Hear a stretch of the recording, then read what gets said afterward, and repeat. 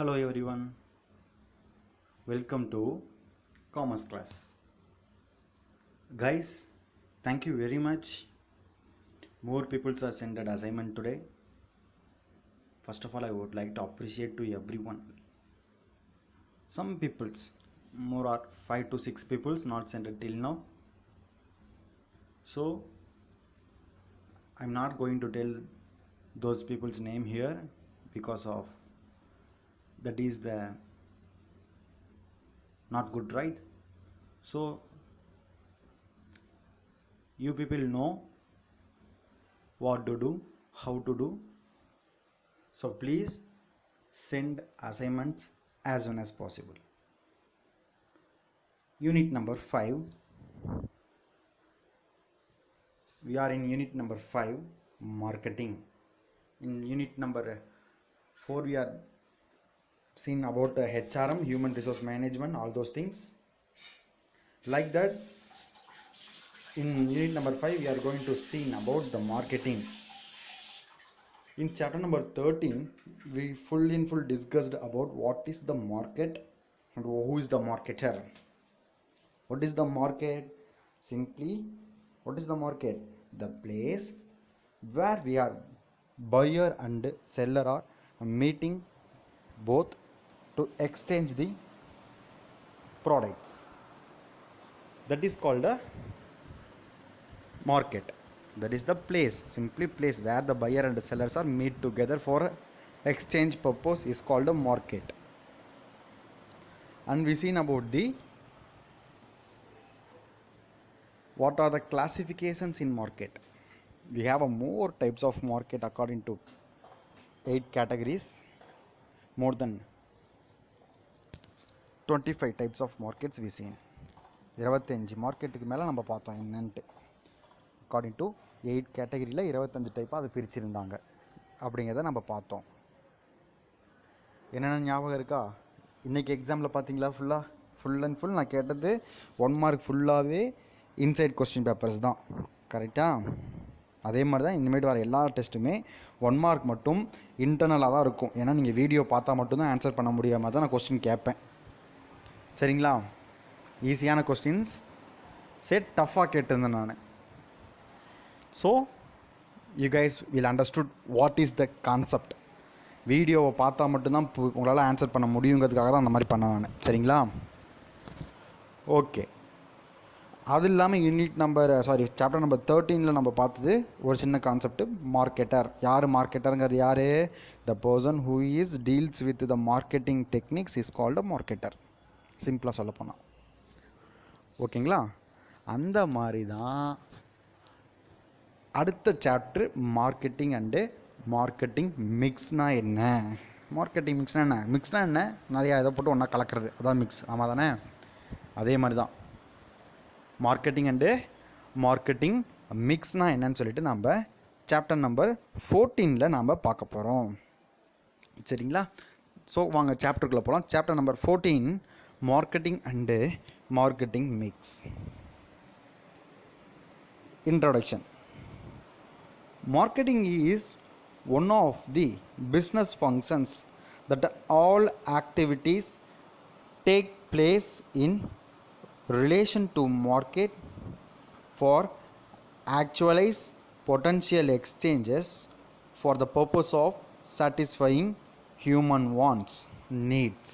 In other words, marketing is the performance of buying activity that facilitate to more flow of goods and services from the producer to the consumer. Marketing அப்படிங்கிறது என்னென்னா one of the business functions.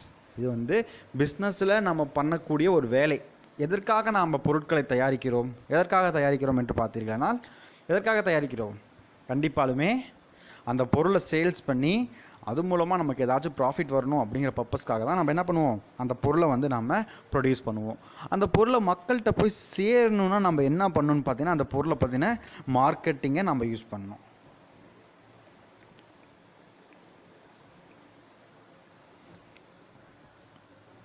புரியுதுங்களா? அந்த மார்க்கெட்டிங்கில் அந்த பொருளை வந்து நம்ம use பண்ணணும் அப்படின்றாங்க. சரிங்களா? That relate all that activities take place in relation to market for actual potential exchange for the purpose of satisfying the human wants and needs. மனித தேவைகளை பூர்த்தி செய்யும் விதமாக ஒரு பொருளை நம்ம தயாரித்து வெளியிடுகிறோம் என்றால் அந்த பொருள் எவ்வாறு மார்க்கெட்டில் சந்தையிடுதல் என்பதே முக்கியம் அப்படின்றாங்க. அந்த சந்தையிடுதல் அப்படிங்கிறது என்ன அர்த்தம்? அந்த பொருளை நம்ம தயாரித்த பொருளை மக்கள்கிட்ட கொண்டு போய் சேர்க்கறது எந்த மாதிரின்னு சொல்லி முடிவு பண்ணுறது தான் அந்த சந்தையிடுதல்னு சொல்கிறாங்க. In other words, marketing is performance of buying activities that facilitate to more flow of goods and services from the producer to the ultimate user. So அந்த ப்ரொடியூசர்கிட்ட இருந்து அந்த பொருளை அல்டிமேட் யூசர்கிட்ட கொண்டு போய் சேர்க்குற வரைக்கும் கரெக்டாக ஈஸியாக அந்த பொருளை மக்களுக்கு தெரியப்படுத்துகிற வரைக்கும் இந்த விஷயங்களானது யூஸ் ஆகுதுன்னு சொல்கிறாங்க. சரிங்களா? Selling is basically concerned with putting the goods into the hands of the buyers for the price, but a marketing much wider than selling. So அந்த பொருளை வரவங்கிட்ட நம்ம சேல்ஸ் பண்ணுறது தான் செல்லிங்னு சொல்கிறாங்க. Selling is very simple. நம்ம கடையை தேடி வரோம், அவன்கிட்ட நம்ம அந்த பொருளை கொடுக்குறோம், பணத்தை வாங்குகிறோம், முடிஞ்சு போச்சு, அவ்வளோதான் selling. But this marketing is wider than the செல்லிங்னு சொல்கிறாங்க. என்ன காரணத்துக்காக வைடர் தென் த செல்லிங்னா, வைடர் மீன்ஸ் என்ன அர்த்தம்? இன்னும் பெரிய கான்செப்ட். மார்க்கெட்டிங் அப்படிங்கிறது செல்லிங்கை கம்பேர் பண்ணுறப்ப மார்க்கெட்டிங் அப்படிங்கிறது கொஞ்சம் பெரிய கான்செப்ட். என்ன ரீசனுக்கு சார் அப்படி சொல்கிறாங்க அப்படின்னு பார்த்தீங்கன்னா, மார்க்கெட்டிங் அந்த கஸ்டமரை நம்ம கடைக்கு கொண்டு வர வைக்கிறது ரொம்ப பெரிய விஷயம். புரியுதுங்களா? அந்த கஸ்டமரை நம்ம கடைக்கு கொண்டு வர வைக்கிறதுங்கிறது ரொம்ப பெரிய விஷயம். ஆனால் அவன் வந்த பிறகு நம்ம ஈஸியாக சேல்ஸ் பண்ணிடலாம். கண்டிப்பாலுமே ஆமாம் தானே? ஒருத்தரை நம்ம ஒரு கடைக்கு நம்ம ஒரு பெரிய மால் வச்சுருக்கோம், இல்லை ஒரு பெரிய ஷாப்பிங் காம்ப்ளெக்ஸ் கட்டியிருக்கோம், ஒரு பெரிய ஒரு ரெடிமேட் ஷாப் எனக்கு இருக்குன்னா அவனை அந்த கஸ்டமரை என்னோட பிளேஸ்க்கு வர வைக்கிறதா ரொம்ப கஷ்டம். வந்த பிறகு கண்டிப்பாக அவன் ஏதாச்சும் ஒரு ப்ராடக்ட்டை வாங்கிட்டு போயிடுவான், அவன் கஸ்டமராக மாறிடுவான். செல்லிங் அப்படிங்கிறது ரொம்ப easy, but the marketing is wider than the செல்லிங்னு சொல்கிறாங்க. சரிங்களா? The development of marketing evolutionary rather than revolutionary. So இந்த மார்க்கெட்டிங்கோட டெவலப்மெண்ட் அப்படிங்கிறது என்னது? நம்ம மதிப்பிட முடியாத ஒன்றாக இருந்தாலும் நம்ம எதை வைத்து ஈஸியாக மதிப்பிடுறாங்க அப்படின்னு பார்த்தீங்கன்னா, எதை வச்சு ஈஸியாக மதிப்பிடுறாங்க அப்படின்னு பார்க்குறப்ப அதோட வளர்ச்சியை வச்சு நம்ம ஈஸியாக அந்த கான்செப்டை வச்சு நம்ம ஈஸியாக முடிக்கலாம் அப்படின்னு சொல்கிறாங்க. சரிங்களா? அந்த ஒரு ஒரு ஒரு ஒரு புரட்சி அப்படிங்கிறத விட ஒரு பரிணாம வளர்ச்சி அப்படிங்கிறது ரொம்பவே ஈஸியாக சொல்கிறாங்க அப்படின்னு சொல்கிறாங்க. there is no single answer to the question of what is marketing. To understand it may be explained as brief. Marketing is what a marketer does. So this is not a simple question. What is the marketing அப்படின்னு நம்ம கேட்டால் அதுக்கு யாருக்குமே answer தெரியாது. கண்டிப்பாலுமே marketing அப்படிங்கிறது what is the marketing sir அப்படின்னு என்ன கேட்டாலும் எனக்கும் ஆன்சர் தெரியாது. மார்க்கெட்டிங் மீன்ஸ் சிம்பிளாக சொல்ல போனால் மார்க்கெட்டர் எதெல்லாம் பண்ணுறாரோ the marketing is what marketer does. எப்படி மேனேஜ்மெண்ட் வாட் மேனேஜர் டூஸ்ன்னு சொல்கிறோம் பார்த்தீங்களா, அது மாதிரி மார்க்கெட்டரில் என்னென்னலாம் மார்க்கெட்டர் எது பண்ணாலுமே அது மார்க்கெட்டிங் தான். But this meaning is lacks clarity in understanding the subjects. The evaluation of marketing is as old as Himalayas. It is one of the oldest profession in the world. So அந்த சிம்பிளாக அந்த what marketing means what marketer does அப்படின்னு நம்ம சொல்கிறது ரொம்பவே சிம்பிளானதாக இருக்குது. இருந்தாலும் அது கரெக்டான மீனிங் கிடையாது.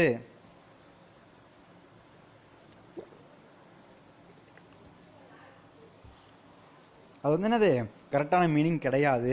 ஆனால் இருந்தாலும் அந்த சப்ஜெக்டை அண்டர்ஸ்டாண்ட் பண்ணிக்கிற அளவுக்கு முடியாது அப்படின்னு சொல்கிறாங்க. The evolution of marketing is old in Himalayas. இமயமலைகளை விட அதிக மடங்கு இந்த வியாபாரம் அப்படிங்கிற ஒரு சொல்லுக்கு இமயமலையை விட என்னது பழமையான ஒன்று. So it's one of the oldest profession in the world. ஒரு பழைய ஒரு ப்ரொஃபஷன் இந்த வேர்ல்டில் என்னன்னு பார்த்தீங்கன்னா இந்த மார்க்கெட்டிங் தான் அப்படின்னு சொல்கிறாங்க. மார்க்கெட்டிங் இஸ் indeed an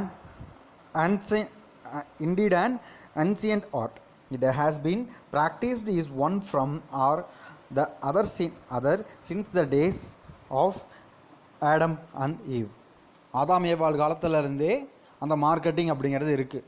ஆதாம் ஏவாள் கதை தெரியுமா உங்களுக்கு? இந்த உலகத்தில் வந்து ரெண்டு ஒரு ஆணையும் ஒரு பெண்ணையும் படைக்கிறாங்க. ஒரு ஆணையும் ஒரு பெண்ணையும் படைச்சிட்டு கடவுள் பெயர்றாரு. ஸோ அவங்க இந்த உலகத்தை பார்த்துக்குவாங்க அப்படின்ட்டு ஆதாம் ஏவாள்னு பேர் வச்சிட்டாங்க. ஸோ அந்த ஆதாம் ஏவாள் கதையில் கூட பார்த்தீங்கன்னா அந்த மாம்பழமோ ஒரு பழத்தையோ அந்த சைத்தான் சாப்பிட வைக்கிறதுக்கு அந்த மாம்பழத்தை பற்றி மார்க்கெட்டிங் பண்ணுது. அது அந்த பழம் இவ்வளவு சுவையாக இருக்கும், அந்த பழம் கலரை பார்த்தாலே பறித்து சாப்பிட தோன்றும், அந்த பழம் இவ்வளவு அருமையான பழமாக இருக்கும். மார்க்கெட்டிங் பண்ணுது, அந்த பழத்தை சாப்பிட்றதுக்கு மார்க்கெட்டிங் பண்ணுது அந்த சைத்தான். ஸோ அந்த சைத்தான் மார்க்கெட்டிங் பண்ணதுனால தான் அவங்க என்ன பண்ணாங்க, அந்த பொருளை வாங்கி சாப்பிட்டாங்க. அப்போ மார்க்கெட்டிங் பண்ணோம்னா எல்லா பொருளும் சேலாகும் அப்படிங்கிறது ஒரு சொல்லப்படாத உண்மை. ப்ராக்டிஸ்லேயே சொல்கிறாங்க, ப்ராக்டிஸ்லேயே ஆதாம் ஏவாள் காலத்துலேருந்து இருக்குதுன்னு சொல்கிறாங்க. சரிங்களா? Okay. The word marketing has been defined differently by authorities in different ways. The traditional objective of marketing has been to make a goods available at a place where they are needed. So இந்த word marketing அப்படிங்கிறதுக்கு நிறையா example சொல்லியிருக்காங்க, நிறையா meaning சொல்லியிருக்காங்க. The word authorities நிறையா பேர் என்ன பண்ணுறாங்க, டிஃப்ரெண்ட் வழியில் சொல்லியிருக்காங்க. The traditional objective of marketing has been to make the goods available at a place. அந்த பிளேஸில் அந்த தேவையான இடங்களில் அந்த பொருளை கிடைப்பதற்கு என்ன வழியோ அந்த வழியை பார்த்தாங்களாமா. The idea was later and changed by shifting the emphasis from exchange to satisfaction of human wants. So இந்த எக்ஸ்சேஞ்ச், இந்த பரிமாற்றம், இந்த பணமாற்றம், இந்த மாற்றம் அப்படிங்கிற ஒரு வார்த்தையை கம்பேர் பண்ணுறப்ப வேறு ஒரு வார்த்தை அவங்க கிடைக்கும் அப்படிங்கிறப்ப என்ன பார்த்தாங்களாமா, சாட்டிஸ்ஃபேக்ஷன் ஆஃப் ஹியூமன் வாண்ட்ஸ் அப்படின்னு சொல்லிட்டு சேஞ்ச் பண்ணிட்டாங்க. எதுக்காகனா எக்ஸ்சேஞ்சுனா அர்த்தம் பொருளுக்கு பதிலாக பொருள் வாங்கினா எக்ஸ்சேஞ்சுன்னு சொல்லிக்கலாம். பட் அதுவும் பணத்தையும் வாங்கினா மாற்றம் தான். பட் இருந்தாலுமே அது என்ன அர்த்தம், சாட்டிஸ்ஃபிகேஷன் ஆஃப் ஹியூமன் வாண்ட்ஸ் அப்படிங்கிறது கொஞ்சம் எஃபிஷியண்ட்டாக இருக்குது அப்படிங்கிறதுக்காக மாற்றிட்டாங்களாமா. Different author tried to give a suitable definition from their view of point. Some other very broad, others are rather than too narrow. Some emphasis on traditional view of producing goods and finding out customers. Others emphasize the modern view of that a marketing is must first find out what customers want to, then plan a product to satisfy the wants. As any other subject, it has own origin, growth and development. So traditional வியூவில் பார்க்குறப்ப ஒரு பொருள்லேருந்து ஒரு பொருளுக்கு மாற்றப்படுவதனால அது எக்ஸ்சேஞ்சுன்னு வச்சாங்க.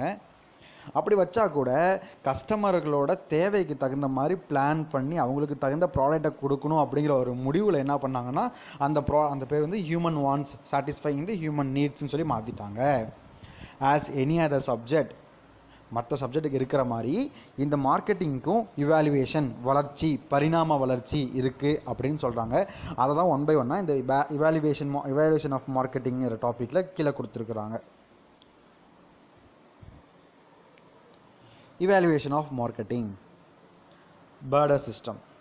First என்ன இருந்திருக்கு, ஒரு பொருளுக்கு பதிலாக இன்னொரு பொருளை கொடுத்து மாற்றிக்கிறதுக்கு பேர், எந்த ஒரு மீடியம் ஆஃப் எக்ஸ்சேஞ்சும் இல்லாத போது ஒரு பொருளுக்கு பதிலாக இன்னொரு பொருளை மாற்றிக்கிட்டாங்க பார்த்தீங்களா, அதுக்கு பேர் தான் இந்த barter system. The goods are exchanged against goods without any other medium of exchange. ஒரு குட்ஸ் ஃபார் ஒரு பொருளுக்கு பதிலாக இன்னொரு, என்கிட்ட உப்பு இருக்குன்னா தரேன், உங்ககிட்ட பருப்பு இருந்தால் கொடுங்க, பணம் தேவைப்படலை அந்த இடத்துல. ஸோ பணம் அப்படிங்கிற மாதிரி ஒரு மீடியம் ஆஃப் எக்ஸ்சேஞ்ச் எதுவுமே இல்லாமல் அவங்க ஒரு பொருளுக்கு பதிலாக இன்னொரு பொருளை மாற்றிக்கிட்டாங்க பார்த்தீங்களா, அந்த பொருளுக்கு பேர் தான், அந்த வளர்ச்சிக்கு அந்த ஸ்டேஜுக்கு பேர் தான் பார்ட்டர் சிஸ்டம்னு சொல்கிறாங்க. அதுக்கப்புறம் என்னவா மாறிடுச்சு, ப்ரொடக்ஷன் ஓரியன்டேஷனாக மாறிடுச்சு. மக்களுக்கு தேவையானவற்றை நம்ம ப்ரொடியூஸ் பண்ணி கொடுக்கணும் அப்படிங்கிறதுக்காக ப்ரொடக்ஷன் ஓரியன்டேஷனாக மாறிடுச்சு. This was a stage where producers instead of being concerned with the consumer preference concentrated on mass production of goods for the purpose of profit. மக்களுக்கு தேவையானவற்றை கொடுக்காம எது அதிகமாக சேல் ஆகுதோ அதை பார்த்து தயாரிக்க ஆரம்பித்தாங்க. ஃபார் எக்ஸாம்பிள், உப்பு அப்படிங்கிறது அதிகமாக தேவைப்படுறதுனால பருப்பை நிறுத்திடுறது. ஸோ அந்த மாதிரி ஒரு பொருளுக்கு பதிலாக மற்றொரு பொருளை என்ன பண்ணாங்க, நிறுத்திட்டு மக்களுக்கு என்ன பொருள் அதிகமாக தேவைப்படுதோ அந்த பொருளை ப்ரொடியூஸ் பண்ண ஆரம்பித்தாங்க. ப்ராஃபிட் பர்பஸ்க்காக. ப்ராஃபிட்னா என்ன, லாபம் பர்பஸ்க்காக பண்ணாங்க. ஆமாம். They cared very little about to the கஸ்டமர்களோட தேவைகள் வேணுமா வேணாமா அப்படின்னு முடிவு பண்ணாமல் அவங்க இஷ்டத்துக்கு ப்ரொடியூஸ் பண்ணதுனால இந்த ஸ்டேஜுக்கு ப்ரொடக்ஷன் ஓரியன்டேஷன் சொல்லி முடிவு வச்சாங்களாமா. தென் அடுத்த ஸ்டேஜ் என்னென்னு பார்த்தீங்கன்னா சேல்ஸ் ஓரியன்டேஷன்ஸ். இப்போ இருக்க சுச்சுவேஷன்ஸில் எக்கனாமிக்கோட ஸ்டேஜ் அப்படிங்கிறது ஒரு லைஃபையே சேஞ்ச் பண்ணுறதுக்கு ரெடியாக இருக்குது. ஸோ இந்த ஸ்டேஜில், இந்த சேல்ஸ் ஸ்டேஜில் ஃபுல் அண்ட் ஃபுல் எதில் பண்ணாங்கன்னா சேல்ஸை ஒரு டாமினன்ட் ஃபேக்டராக வச்சு பண்ணாங்கன்னு சொல்கிறாங்க. டாமினன்ட் ஃபேக்டர்னு ஒரு முன்னுதாரணமாக வச்சு சேல்ஸை முன்னுதாரணமாக எவ்வளோ சேல் நடக்குதோ அதுக்கு தகுந்த மாதிரி என்ன பண்ண ஆரம்பித்தாங்க, ஈஸியாக ப்ராடக்டை ப்ரொடியூஸ் பண்ண ஆரம்பிச்சிட்டாங்க.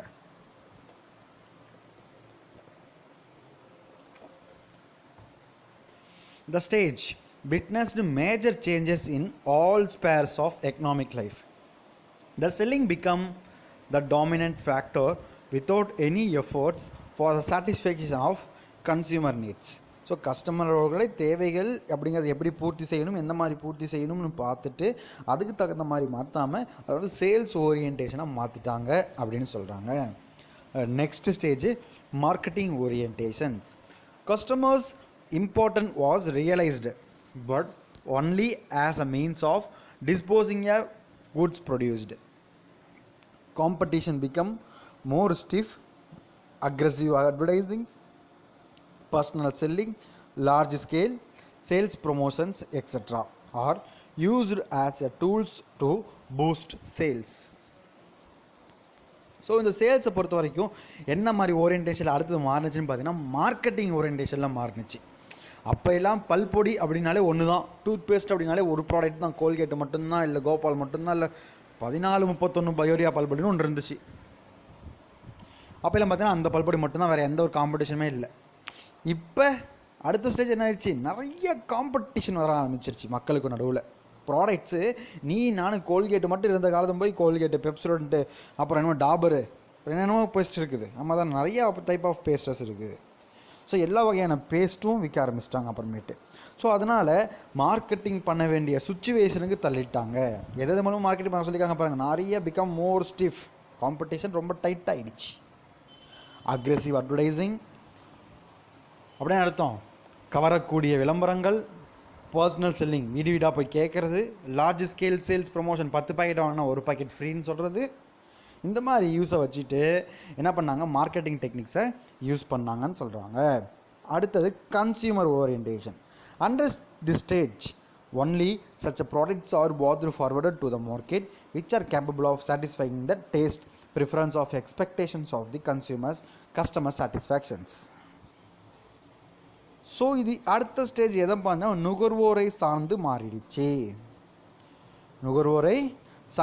இந்த ஸ்டேஜில் என்ன பண்ணாங்க, நல்ல டெவலப்டு குட்ஸு, நல்ல டெவலப்டு ப்ராடக்டை இதை சேல்ஸ் பண்ண ஆரம்பித்தாங்க.